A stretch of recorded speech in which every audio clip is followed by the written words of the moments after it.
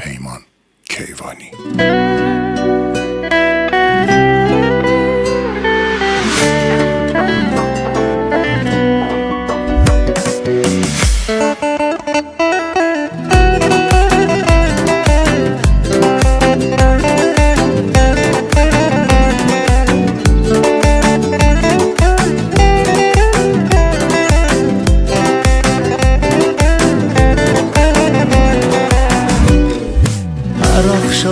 Yüreğim bahaneler aktarır, yar seni görmeye göz her an yalvarır. Sevgilim hasretin yürekte kalmasın, ah de ki neyleyim arzım yanmasın.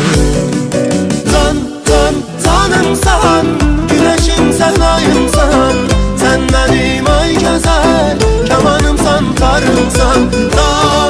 Tanımsan, güneşim sen ayımsan, sen benim ay güzel kemanımsan, karımsan.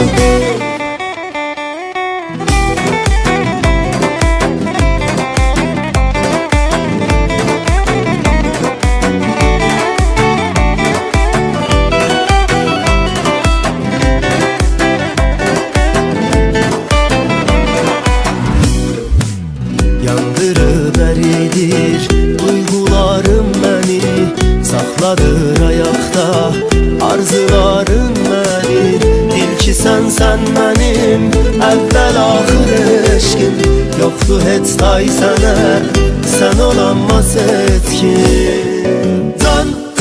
Tanımsan, güneşim sen ayımsan, sen benim ay güzel kemanımsan, karımsan. Tanımsan, güneşim sen ayımsan, sen benim ay güzel kemanımsan, karımsan.